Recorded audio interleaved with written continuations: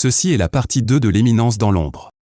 Auparavant, Kageno meurt dans un accident de camion et se réincarne dans un monde plein de magie en tant que Sid. Il est extrêmement puissant mais choisit de le cacher pour vivre en tant que personnage d'arrière-plan, mais il a un alter ego appelé Ombre qui dirige une organisation qui travaille en secret pour chasser le mal. Son style de vie de personnage d'arrière-plan s'effondre lorsqu'il demande à la princesse du pays Alexia à l'école dans l'espoir d'être rejetée, mais elle dit oui parce qu'elle ne veut pas épouser Zenon qui est son instructeur d'escrime. Les choses empirent encore lorsque Sid devient le principal suspect après la disparition de la princesse. L'histoire continue dans les rues où tout semble être normal alors que chacun va qu'à sa vie. Cependant, au plus profond de la ville, la princesse Alexia se réveille attachée à un lit d'hôpital avec des chaînes magiques. Elle commence à surveiller son environnement depuis sa cellule de prison et est un peu surprise lorsqu'elle entend des chaînes cliqueter. La princesse remarque un monstre à l'air docile penché dans un coin, la bête détourne le regard, embarrassée par sa réaction. Un savant fou entre dans la cellule avec enthousiasme en scandant qu'il a finalement obtenu du sang royal. La princesse le salue poliment avant de lui demander s'il est son kidnappeur et pourquoi il a besoin de son sang. Il explique qu'il va l'utiliser pour ressusciter un démon. Pendant ce temps, Sid est interrogé psychiquement par des membres de l'ordre des chevaliers à propos de la disparition des princesses puisqu'il est le principal suspect. Ils l'ont violemment battu avec un bâton en essayant de lui arracher une confession,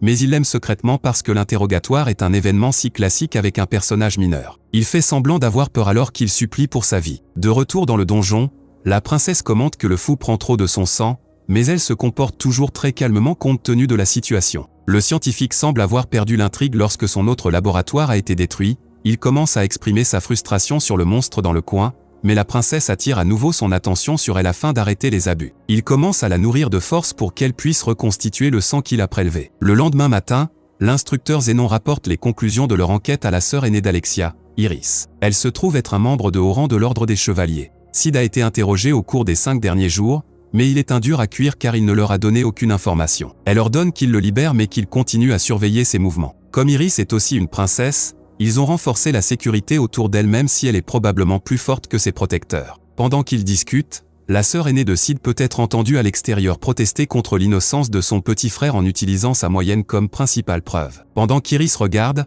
elle pense à la façon dont sa relation avec sa sœur était déjà tendue avant cet incident. Plus tard dans la soirée, Sid est libéré de la garde dans son caleçon. Il pourrait instantanément guérir ses blessures mais décide de ne pas le faire car ce ne serait pas une chose très secondaire à faire. Le PNJ se dirige vers son dortoir où il est accueilli par son supérieur subordonné Alpha, de son organisation top secrète. Elle s'est précipitée quand on a appris sa situation difficile. Son subordonné l'aide à se déshabiller après une longue journée tout en lui faisant le point sur l'enquête de l'organisation sur le culte de Diablo. Elle propose de s'occuper de ses interrogateurs avant de partir. Sid transforme sa chambre en utilisant un décor vintage coûteux pour s'adapter à son éminence en personnage d'ombre. Il entre dans le personnage alors que son commandant en second, Beta, vient informer que les préparatifs sont terminés pour lancer des attaques simultanées sur la cachette de l'ennemi afin de sauver la princesse. L'alter ego de Sid en profitera pour faire la grande introduction de Shadow Garden au monde. Il fait semblant d'aller faire une promenade nocturne où les chevaliers corrompus tentent de planter des preuves pour le faire ressembler au kidnappeur de la princesse, mais ils sont tués à la place. Le reste du jardin de l'ombre attaque ses cibles, ce qui envoie l'ordre du chevalier en action. Iris ordonne de sécuriser l'école pendant qu'elle se rend en première ligne pour faire face à la situation. Pendant ce temps, l'assaut soudain amène le savant fou à injecter le sang d'Alexia dans le monstre du coin.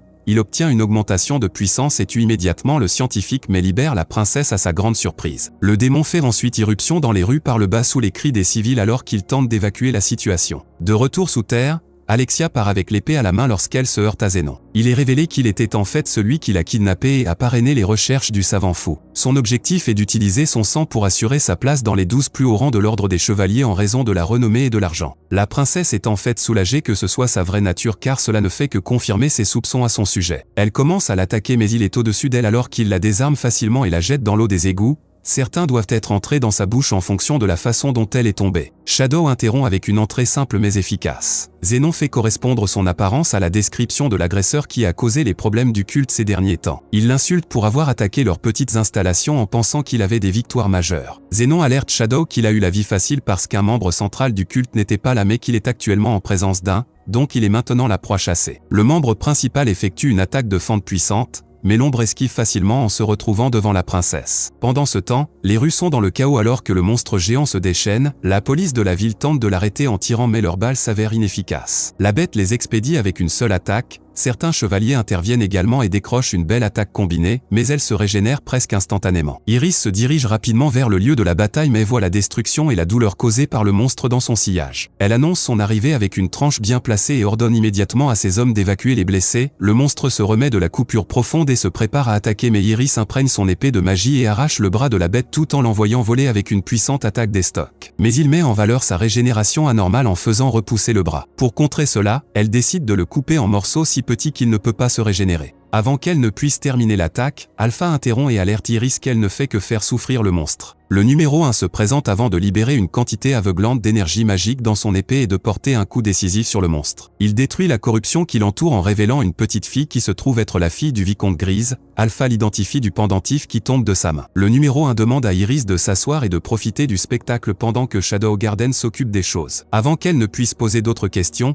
Alpha disparaît. Les choses s'améliorent sous terre alors que Zenon poursuit son assaut sur Shadow. Il reconnaît sa force parce qu'il le suit. Mais Shadow ne semble pas impressionné par les compétences du membre principal alors qu'il augmente sa production magique. Alexia regarde attentivement le combat pendant qu'il échange des coups. Elle remarque que la technique de Shadow est transcendante mais qu'au fond l'escrime est très ordinaire. Elle a toujours rêvé d'atteindre un tel niveau d'escrime avec les techniques de base car contrairement à son aîné, elle n'est pas née avec beaucoup de talent brut. Elle regarde alors qu'il utilise les bases pour submerger un adversaire de si haut niveau. Zenon est confus qu'une telle personne avec son pouvoir reste cachée. Il leur révèle que leur organisation Jardin d'Ombre est basée sur le postulat de chasser de manière dissimulée. Zenon se rend compte qu'il est sur le pied arrière alors il décide d'utiliser des stéroïdes magiques pour augmenter ses performances. Le membre principal révèle qu'il fait partie d'un petit nombre qui peut contrôler ce pouvoir. Ses statistiques globales augmentent, mais Shadow a encore quelques longueurs d'avance alors qu'il le bête. Le chef gronde Zenon pour avoir utilisé la force empruntée et lui montre à quoi ressemble le vrai pouvoir alors que la récréation est terminée. Shadow explique que cette capacité a été inspirée par son souhait de pouvoir résister à une bombe nucléaire alors qu'il a décidé de devenir l'arme nucléaire. Zenon tente d'attaquer mais sa lame se brise avant d'atteindre sa cible. Shadow cède le véritable sens du pouvoir dans la semelle de Zenon en lançant l'attaque spéciale qui a un rayon incroyable. Iris regarde bouche bée alors qu'elle détruit tout le quartier. Alexia est émue et inspirée par ce dont elle vient d'être témoin alors qu'elle attrape ses épées pour faire quelques swings d'entraînement. Zenon est évidemment mort de cette attaque, et l'ombre a quitté la scène au moment où Iris trouve sa sœur en sécurité. Les choses reprennent à la normale. Après cet incident, Alexia rencontre Sid dans un endroit isolé de l'école sans savoir qu'il est l'ombre. Elle veut sortir avec lui pour de vrai, mais il refuse parce qu'il est un personnage d'arrière-plan. Il se fait attaquer pour l'avoir rejeté. Pendant ce temps, les autres membres de Shadow Garden se rencontrent pour discuter du problème de quelqu'un qui se fait passer pour eux. Avec le mouvement de Shadow Garden et la révélation que Zenon faisait partie du culte des Diablos, Iris convoque ses chevaliers les plus fiables, Glenn et Marco, pour rejoindre un groupe qui enquêtera sur la façon dont tout cela se connecte. Dans l'intervalle, Sid tombe sur Sherry alors qu'elle lit ses livres, la faisant tomber. Il semble avoir un moment alors qu'un Sid ensanglanté l'aide à se relever. Cette nuit-là, le groupe qui se fait passer pour Shadow Garden frappe à nouveau en tuant un civil tout en revendiquant son affiliation à l'organisation. Le lendemain à l'école, Sid et ses vrais amis personnages de fond déjeunent. Ils discutent des détails de la relation de Sid et rompent avec la princesse. Ils le taquinent pour ne même pas être arrivé à la première base avec elle. Ce qu'elle suggère qu'ils devraient aller acheter du chocolat dans un nouveau magasin de détail qui a ouvert en ville, qu'ils utiliseront pour courtiser leur béguin. La boutique vend des choses que personne n'a jamais vues auparavant. L'attention de Sid est éveillée, alors il accepte de les rejoindre. Pendant ce temps, les deux princesses ont une rencontre avec Sherry et son père où il est révélé qu'elle est l'un des esprits les plus brillants du pays. Iris lui montre un artefact qu'ils ont récupéré lors du nettoyage de la cachette des cultes. Le génie remarque qu'il est en état d'utilisation, la princesse continue qu'ils ne connaissent pas son utilisation alors il voulait qu'elle déchiffre l'artefact pour eux. Elle est réticente au début mais son père qui se trouve être aussi une boîte à cerveau lui conseille de prendre le travail qu'elle fait. Par mesure de précaution supplémentaire, elle attribue à sa nouvelle organisation l'ordre cramoisi de veiller sur elle. Alexia veut également participer à l'action alors sa sœur accepte de la mettre dans l'équipe. Pendant tout ce temps, les garçons d'arrière-plan sont arrivés au nouveau magasin alors que l'un des préposés tient une pancarte alertant la foule qu'il y a 80 minutes d'attente pour entrer. Poe a l'impression qu'ils peuvent retourner dans leur dortoir avant le couvre-feu, mais avec les récents meurtres en ville, il est un peu inquiet. Le préposé choisit exclusivement Sid pour répondre à une enquête sur le magasin alors qu'il se ferait un chemin à travers le magasin. La disposition lui rappelle un grand magasin de son ancienne vie. Même le chocolat devrait vraiment être disponible dans ce monde donc il est un peu confus. Elle le conduit sur le toit de l'immeuble où se dresse un manoir. La dame lui ouvre la porte où il est accueilli par des serviteurs qui s'inclinent. Gamma se tient à côté d'un trône vide alors qu'elle accueille l'ombre dans son nouvel établissement. Elle a construit le magasin sur la base des histoires qu'il lui a racontées sur sa vie passée. Gamma est la plus intelligente de ses 7 meilleurs serviteurs,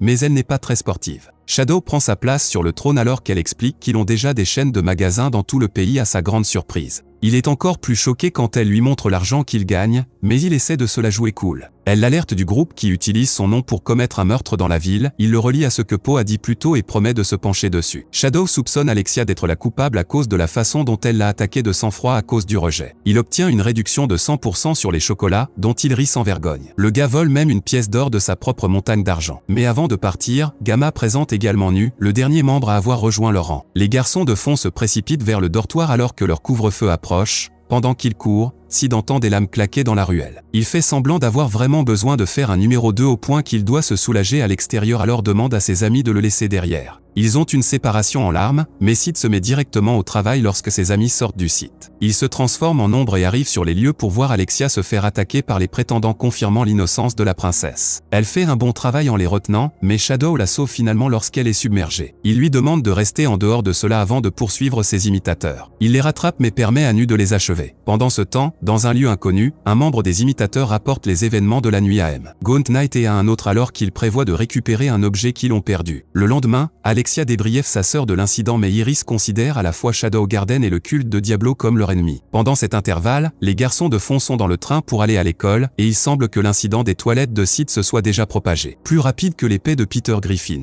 Lorsqu'ils arrivent à l'école, Poe et Skell échouent de manière spectaculaire à gagner leur cœur amoureux avec le chocolat. Sid décide de le donner à la prochaine fille qu'il voit, et il se trouve que c'est Sherry. Elle le ramène à la maison mais l'inspecte tout en recherchant l'artefact. Son père alerte qu'il est comestible et que cela pourrait être une démonstration d'affection de la part de celui qui l'a donné à son. Il l'encourage à divertir l'intérêt car il y a plus dans la vie que la recherche. Cela met fin à l'épisode.